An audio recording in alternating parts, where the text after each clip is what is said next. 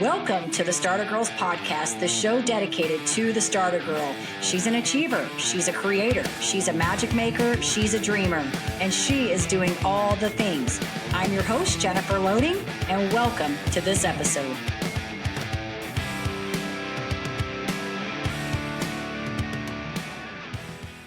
All right, here we are, another episode of the Starter Girls Podcast, and I am so excited about my guest today, Elaine Williams. She is a video coach, a speaker coach, a comedic speaker. She's a best-selling author and a comedian with credits. Awesome on Saturday Night Live, America's Got Talent, HBO, TV networks, and the New York Times and Huffington Post. So she has been all over the place and done some incredible things. I'm super excited to chat with her today. So welcome, Elaine, to the show. Excited to have you here today.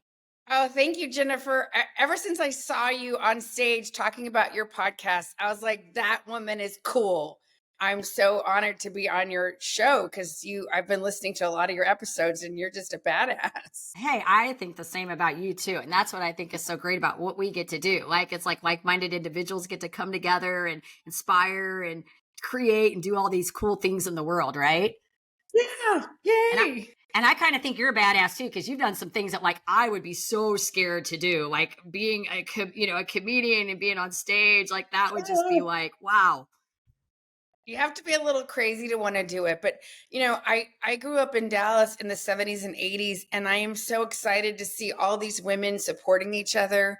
And it's like we've made our own table, and there's no glass ceiling because we made our own, it's just such an exciting time to be a woman in business and to be cheering each other on instead of that competitive scarcity mindset, which is kind of how I grew up. So yeah, really excited to be here. Well, before I kind of jump into this, I want to talk about what you're doing so our audience kind of has an idea of what it is you do right now and how you help your clients, because I think this is important. And obviously I always talk about between both my shows how our paths are not really linear, but everything that we do sort of overlaps each other, right? Like we take little pieces of everything that we do. And I know one of the things that's really big for you is creating humor in your life. And as a comedian, you definitely know how to do that and then pull that into everything that you do. So I wanted you to tell us real quick what it is you do, how do you help your clients, and how you're making a difference.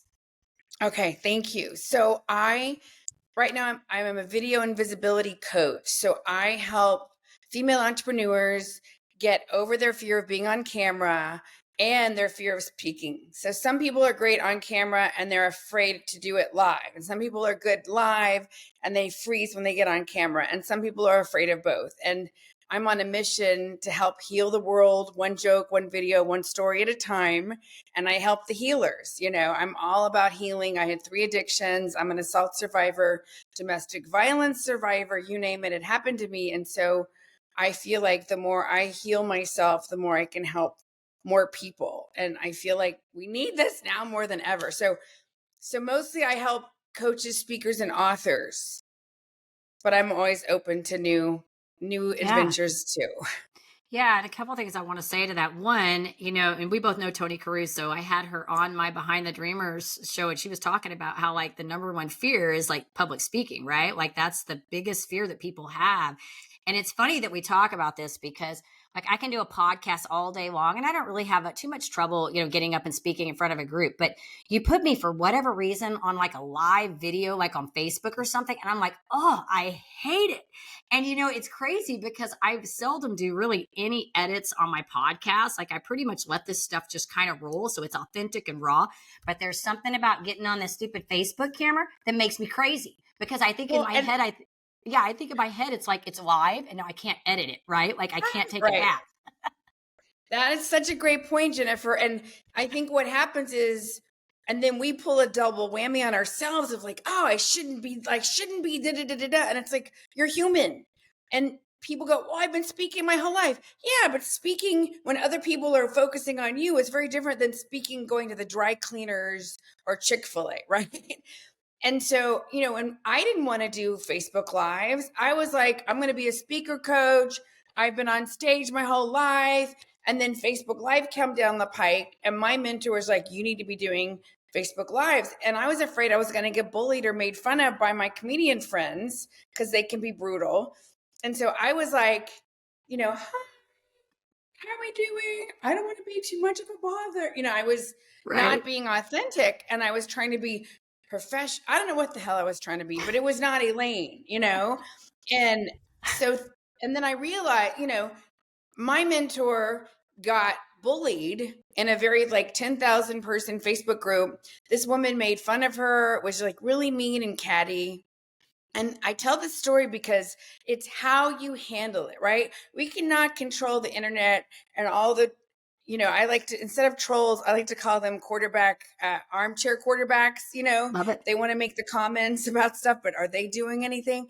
Anyway, and so this woman said all this mean stuff, and her mentor was like, that is awesome, because when you get bullied, it means you're on your way, you're standing out, you're being bold. Like anybody, Tony Robbins, Oprah, anybody who's up to things is going to have naysayers. And the thing is, how much weight do you want to give it?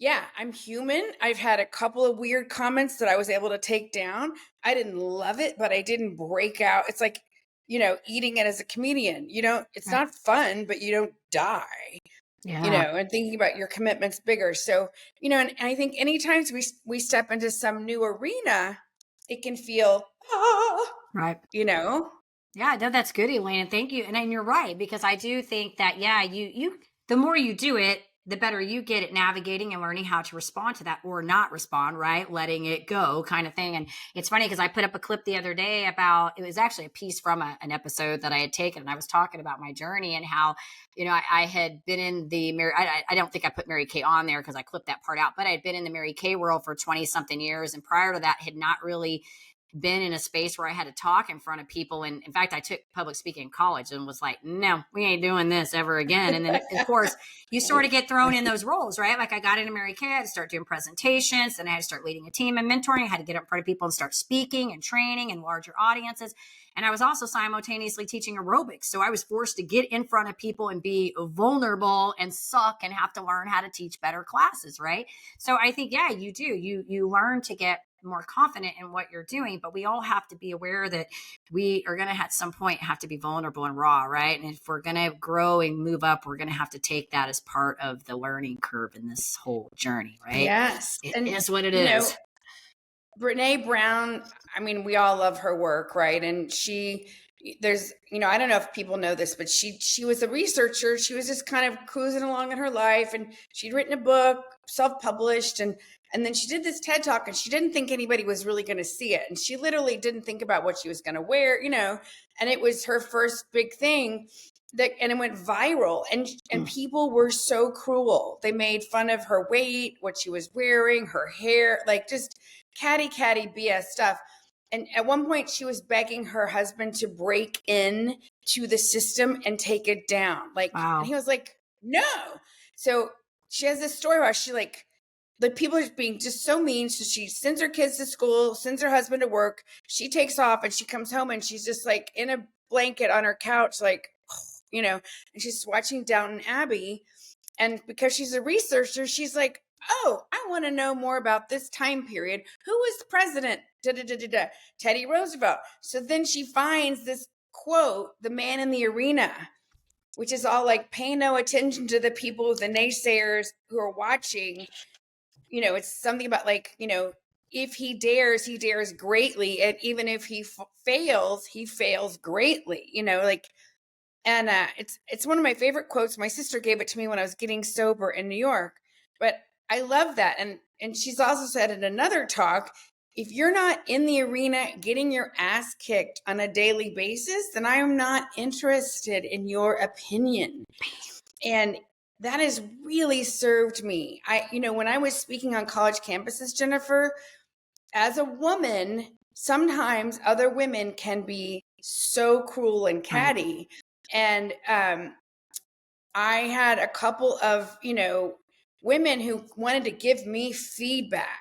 And Mm. I remember like taking it and listening and, you know, and being like the good girl, and then going back to my hotel room and crying. And then after processing, realizing it was all about them Right. and their stuff. But, you know, so I think that's part of stepping into your next level, is just knowing, you know what, there's going to be some stuff. And do I have a foundation and people around me that I trust to bounce things off of and help me process? Yeah. if that You gave stuff me comes chills in. when you said that, Elaine, because I think it's that coming Oh, into yourself almost, right? Like coming into it's almost like that freedom of, and I like what you said about the, like, if you're not out there, then, whatever words you use, but basically you're not out there doing it yourself. Don't come at me because you're not doing anything. And I've really adopted that. I had a mentor when I was at Mary Kay, and she used to always say, don't take advice from people you wouldn't trade places with. And I've always clung to that, ooh. everybody has an opinion to say, but if you're not walking in the path that I want to walk, don't even just stay in your lane. And Right. it's so interesting to me how sometimes people just feel compelled to give you, and you're like, Right. okay, thank you. And, one of my mentors is she's like, I do not want feedback.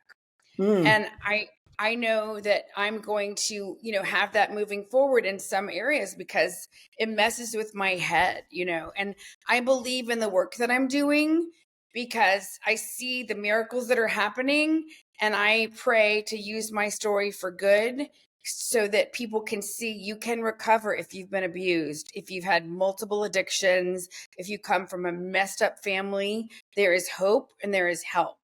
And, that's part of my bigger passion is to help people heal. I think we have a mental crisis happening in our right. country, and that's one reason I preach comedy because get professional help, but sometimes people are anxious or depressed, like go move your body because that helps. There's studies that prove that moving your body and sweating helps with depression and anxiety. And I don't have all the statistics because but I just know Right. it's helped me. Yeah. But also, I use humor as a gauge. Am I laughing at least a couple times throughout my workday? If I'm not, then I need to go watch 5 minutes of something. I put myself in timeout because I think the work I do is important, but I don't want to take myself too seriously. That's, because I get too intense and I'm too like this, and it's like, Yeah. Elaine, calm down, breathe, laugh. I like that you said you use the timeout because I do that too. And I'm with you on the laughing. You have to learn to laugh at yourself. One of the things, it was funny when I first started doing these episodes, and I have all the old episodes out there. I tell my people, go back and look at the beginning. We were awful. It was what it was, right? You learn, right? But it's so funny because when I first started doing those, I would go back and I would listen to them and I would just cringe because I'd be like, why did you, like you said in the very beginning, why did you say that? Oh, and I'd get hung up on a word. They used to make fun of me because I'd get a word like awesome or 100%. I'd have a word and I would just repeat it 100 times, and I would find myself doing, I'd get like, and then I one day finally just was like, you know what, Jennifer, this is all good. Like, you're enjoying what you're doing. You're helping people. Just learn to laugh at yourself. And there was some kind of therapeutic release when I did that because it gave me permission now to allow other people to laugh with me instead of at me. Instead of them saying, you say that word a lot and it's annoying. It's more like, yeah, I know I get hung up on a word sometimes. I don't know why I do that. But now you can laugh with me because it's no longer you're Yes. doing it to me, you're doing it with me. And there's just something about that release that you get when you can learn to do that for yourself and just say, you know what? I screwed up when I did that. It's okay. I'm human. I'm allowed to make mistakes, but I'm going to get up next time and I'm going to do better, or I'm going to do different. And it's okay. You have permission now to just laugh with me about it. Yeah, I love that. And I often will share old memories on Facebook, and I'll be like, "Okay, so this was very rambling, so you can see how I've gotten better at getting to the point." Like I'll say like, "Okay, this is 5 years ago. Oh lordy." But I part of that is to show people, how do you get better at something? You keep doing it. You keep Right. doing it. Yeah. You don't give up, and you laugh at yourself. And I love that you're able to do that. And I think there is also, when we're talking about, dysfunction and getting through things, because I feel like we all have stories, right? Like we all have some kind of story that we're wrestling with, and the best way to heal is to help other people. And so I think whatever form that is, what mine's my podcast, yours is being, doing your comedy and your other things. I think we all find ways to use our grief or our pain or whatever we feel that we had to go through to not make light of that, but to recognize it and recognize the emotion of it, but to say that we've come through it. And we can help you now. You have techniques and tools that you can utilize to help you maybe get through some of your pain points or some of the things that you're struggling with right now. I love that. Yes, it's the human condition, right? And I think social media is neutral, right? It's neutral. There have been amazing things and some not so great things, right? And so I think it's good to remember that it's exciting that we're all so connected, but it also can be daunting, overwhelming for our brains. So I love taking breaks from it, but also remembering that some of it is smoke and mirrors. Right. And, in AA, we say, don't compare your insides to somebody else's outsides, It's good. and it's so easy to be like, well, she looks like she has it all together, or she looks like she has $1 million business. And okay, great. If she does, awesome. But don't, I think so many women, we get into this compare despair. So I'm going to tell you, so I was walking yesterday. I'm house sitting in Austin, and it's just beautiful right now. It's like, this is the time to be in Texas before it gets too freaking hot. Right. Right. So I'm listening to this true crime podcast, and they're interviewing these two women who are journalists risking their lives to talk about the Murdaugh Oh, murders. yeah. Yeah. This family has had a vice grip on this county for years and years, and for 100 years. And Right. people have been afraid to go after them, and blah, blah, blah, blah. And these two women have been doing it, even though their friends in police are like, be careful, And so I was so amazed. And then one of them shared how all these people, her podcast blew up because it was the Murdaugh murders, and people were stopping what they were doing and emailing her saying, you've got to work on your voice. Your voice has vocal fry. Your voice is driving me crazy. You've got to fix your voice. And first of all, I didn't even think she had vocal fry because I hear it.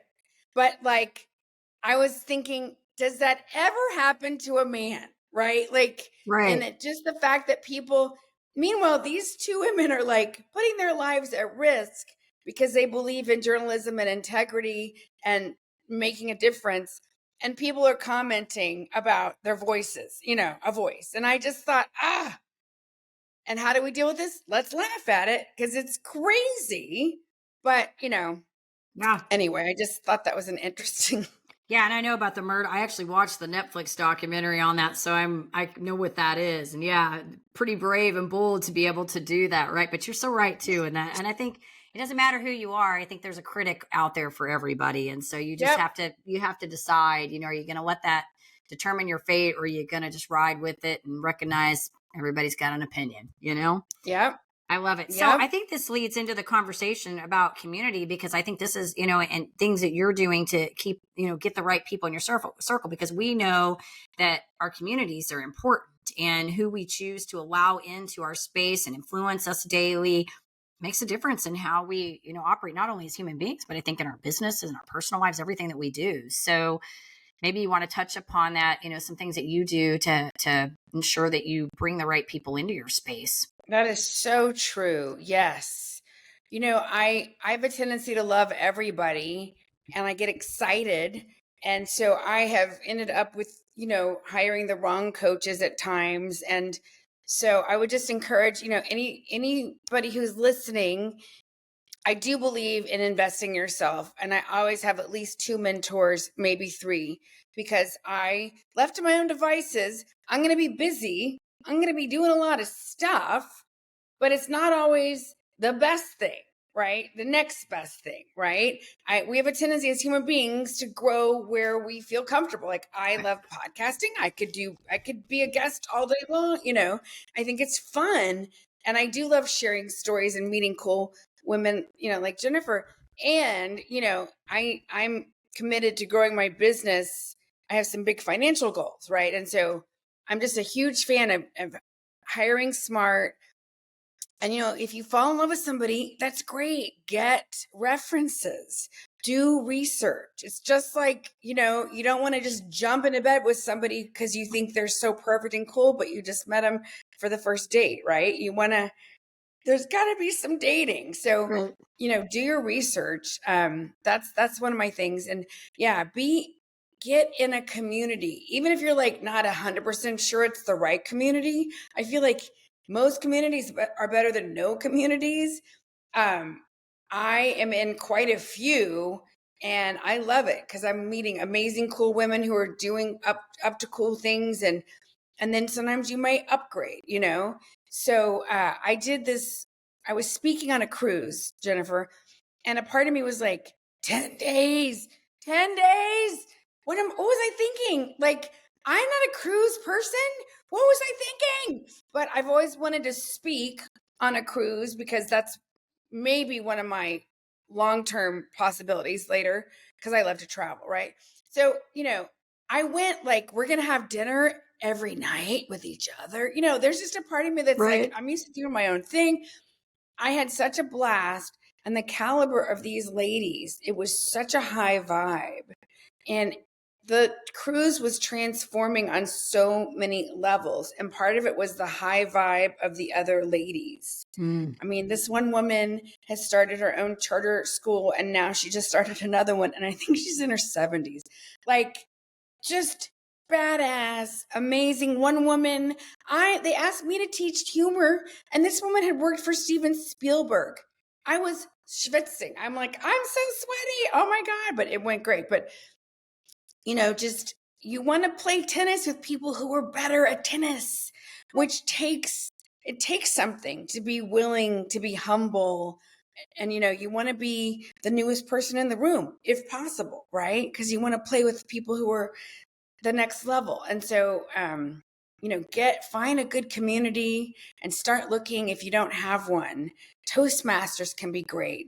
There can be great meetups. Start a meetup group. There's just so many great things. Think about who you want to be around, who you want to learn from. Oh, this is so good. So You said some great things there, and it's funny because I was getting a little chuckle when you were talking about being on the cruise for 10 days, because having come from the Mary Kay world, I was in there like 22 plus years. And it's so funny because we would do these events multiple times a year, and we had to be together for multiple days together. And I am just not I would say I'm kind of an ambivert. Like, I love people, like probably like you do, but I also like my quiet time. And so we would be with these women for days, and I would just be mentally drained. And sometimes I had to have my own, like, they like to group us in rooms. So we'd have 3 or 4 people in the room. And sometimes I just needed my own room because I needed to go back to have Jennifer time so that I could show up, and be decent and tolerable the next day. But the neat thing is that we were always around these high caliber women that, it was hard to not want to be in that, because you'd get in that space and you're around these women that are achieving and they're growing. And, and I agree with you. I think there's something about that, but also, not being the smartest person in the room, right? Like, you want to be in the room with people that are better at what you do so that you can learn from them and be better. Because, I had a guy that I interviewed the other day. He is a boxer. They did a Netflix documentary about him, Cam F. Awesome. He was telling me how he had the school to be in the Olympics, and he never made it. He ended up having, I think, like a technicality and got disqualified, but he at least a couple times qualified, but didn't get there. And he said, had I never made the goal, put myself in that space to make that goal, I would have never landed where I landed. I would have landed lower than where I landed. Right. So I think there's something to be said about us being in the space with the right people, because when we do that, we want to achieve more. We want to level up. And naturally, what happens is we're going to have more success in the area that we want. right. I love that. And Les Brown says, shoot for the moon. Even if you miss, you hit some stars, Right. Right. I love Yeah. Les Brown, by the way. I know all these Oh people my you're gosh. talking to. Yeah. I got to meet him and hang out with him and go to one of his events. And I do think he's one of the greatest speakers of our time. Yeah, he's a lot of fun. So the life coaching certification that I went through, Mary Morrissey actually had the same mentor with Les Brown and Dwayne Dyer. And so I've heard a lot, about them. So I do want to touch upon one other thing before we let, the audience go on this, because I think you have such great, you just have a great presence. And I think what you're doing is awesome. I think you've had a great journey, and you're continuing to use your journey and to evolve and help other people. But I'd love to talk a little bit about brand statement, because I know this is important to you, and how we kind of differentiate ourselves as women, because again, there are so many of us out there doing these different things. And I think what sets us apart, in my opinion, is us being authentic, right? Like being true to ourselves, and really honing in on our gifts, like what we're really good at. In your case, it's comedy, right? Like whatever that is, how do we tap into that to shine, so to speak? I love that. Well, and I have a theory. I believe that everybody has the potential to be super charismatic. Some people have like Hugh Jackman, whoa, right? JFK, MLK, right? But they were very comfortable in their own skin, right? Because they had been on stage and been on stage and been on stage and been on stage. And, and so to me, part of being charismatic is like, hey, this is what I love. I love with the lights and let's go, right? And so part of finding your own charisma to me is like getting used to being in the spotlight. And I believe stage time is stage time. So when you're on video, you're learning how to practice and focus, and you're learning what it's like to kind of feel the pressure. And it's very similar to speaking, although it's a different vibe. And so I'm just a huge fan. I wasn't funny when I first started doing comedy. I didn't know how to be funny on demand. I didn't know how to write, but I felt compelled to get up there. I was scared and I kept doing it and I kept doing it and I got better and I got funnier and I took classes and But I say that because I believe that charismatic speaking can be learned. Marie Forleo is beautiful, and I've seen some of her early videos and they were very rough. She's great because she's been doing this for years now, right? And so to me, that's part of what is charismatic, is like learning, what, this is me. I got some wrinkles. I'm 55. I think I look good. I tell people I'm 87 and then they're like, you look amazing, right? So like whatever's going to work. It's all relative, And the other thing, Jennifer, is I think what happens, especially with women, is we forget who we are and we relate to ourselves, right? Like, think about it. You wake up and you're like, oh God, what's Monday? Okay, what's on my thing? A lot of times, without even knowing it, if I'm worried about money or my schedule or whatever, I'm like relating to myself like I'm 15 or 28 or 34.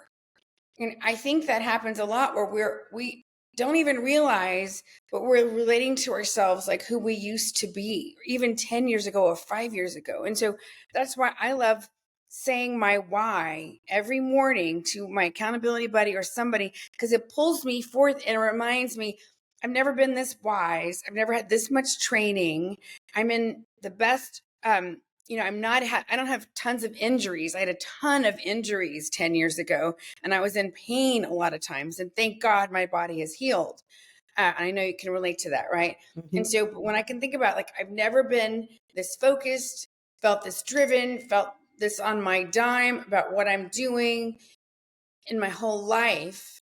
So I'm 55. Oh yeah, I am a brilliant, compassionate, badass thought leader on a big mission. Oh yeah, that's who I am. So I think, getting present to that. And we talked about like having an AM ritual. I'm still working on my PM ritual because I just that needs some work, but whatever it is, meditate, pray, read, go move your body, make sure you drink water, whatever is going to set you up so that you're like, whoa, let's do it, Yeah, no, I love it, Elaine. I think you're speaking to all the things that I talk about too. But what I'm hearing from you really is just coming into yourself and really owning who you are. And I think that comes from the practice, right? It's the confidence that we build over and over and over. It's like one of those things where like all of a sudden something clicks, right? And you're like, it becomes easier, right? Like you have that moment where you go, oh, this used to be hard. And then you're like, you come into it and you're like, yeah, it's like when I talk about podcasts, it's so funny. Like I don't think anything of it. Like I can whip up a podcast pretty quickly. I can jump on, we're going to go, let's go. Right. I don't have to think about it. Whereas in the beginning, it was no different than when I used to teach aerobics. When I first started teaching aerobics, I spent hours in my garage making out routines. Then I got to a place where I'd walk into a class at the last minute. I'm like, okay, pull the step out. We're going to go. Or I teach a kickboxing class. I didn't have to think. I'd make it up on the fly. Right. It comes into Right. all those hours of work that we do. And then eventually, as we do that, we build the confidence and then we come into ourselves. And then I think that's where that charisma starts to fall into place, right? I think Yes. people And give up so quickly. it's so true. And because we don't want to be uncomfortable, right? Yeah. Like, oh, it's so uncomfortable, but you're not going to die. Right. And I didn't realize for years I had buried shame and I had a hard time getting myself booked. And part of it was I was so uncomfortable owning my value. And so thank God, that's why I've had lots of, mentors and I've worked on this.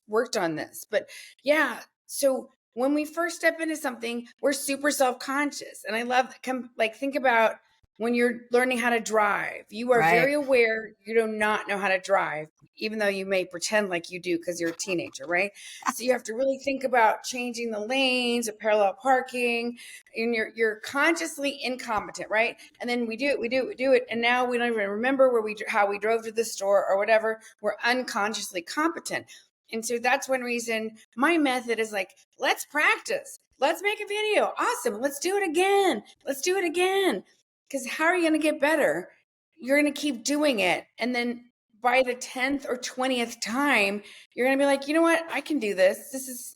I'm not, not every short form video is going to be a viral sensation, but it's about being consistent, you Right. know? So good, So, Elaine. yeah, I think we do give up. Tony Robbins says we're a lot of dabblers.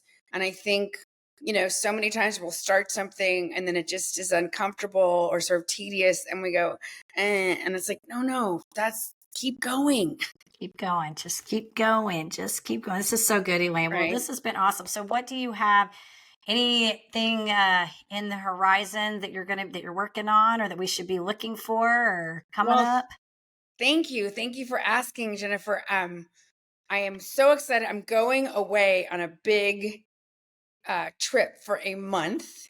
Awesome. And this is kind of what sort of surprise sprung on me. And so I am like so excited. I'm leaving in June 20th. And I'll be back July 20th, going to Croatia and Montenegro and Italy. And Wow. there's going to be sail. I'm like, oh God. So it's exciting. But I am launching a new group program that's going to start in September. But anybody who wants to join in, I'm going to be doing some promo stuff. And I am going to be teaching more improv because I think that will help so many people. I really think that is one of the biggest fears about public speaking is, what if I look foolish? What if something happens? And I'm like, well, let's role play that, so that if you learn to trust yourself, if that's what improv is, then you won't have that tripped up fear. So, because, the best way to grow anything is to be out there speaking and sharing about it. And I know so many amazing people who are doing amazing work. And I'm like, let's get you out there more. So, Yeah, I agree with you definitely. Well, if our audience wants to get in touch with you, maybe they want to check out about this, this deal you have coming up or just follow you, or maybe they want to reach out to you to learn more stuff. Where do we want to send them? okay, thank you. I think the best way is Instagram, Elaine Williams Fun, and captivatethecrowd.com. I have a really hot freebie that is Captivate the Crowd checklist. Okay. And I tell people, print it up, put it in your office, your bathroom, wherever you do your thing. And it's just a great way to help you remember what you need to do before you start your camera or before you're going to go speak. It's just nice to have everything right in there. I've spoken in 43 states and 4 countries. And the day of a speech, you just get a little excited, and that's the day you forget stuff. So Yeah. I'm like, pack it the night before. Here's all the stuff. So those are the best ways. And I do free classes, Jennifer, at least once a month, just to help people get going. Okay. I do a free Awesome. master Yeah, that's good class. to know. And that checklist, I'm sure, will be helpful because you're right. There's nothing like not being prepared. You get there last minute and you're like, what am I missing? You don't have something done, Why did right? I forget this? Yeah. Right, right. Elaine, this has been so much fun. I know we could sit here forever and talk about all this stuff, Forever. but I know you got things to do and the rest of us have things to do, right? But thank you so much for jumping on. You're sharing all this. I know it's going to be helpful. I think that, anything that we can do to help, our leaders and especially any, female entrepreneur, creator, whomever she is out there, try to expand and be not only a better human being, but better business owner, all the things you touched a lot of really good nuggets here that I think will be beneficial. So thank you for that. Oh, thank you, Jennifer. Thanks for having me. Yeah, it's been fun. Of course, we do want to say to our audience, if you enjoy the show, check us out over there on Apple. Give us a rating over there. You can follow us on YouTube so we can keep sharing all this incredible content and talking to all these amazing women and people like Elaine. We love you. And as I always say, you guys be safe and be kind to one another. We will see you next time.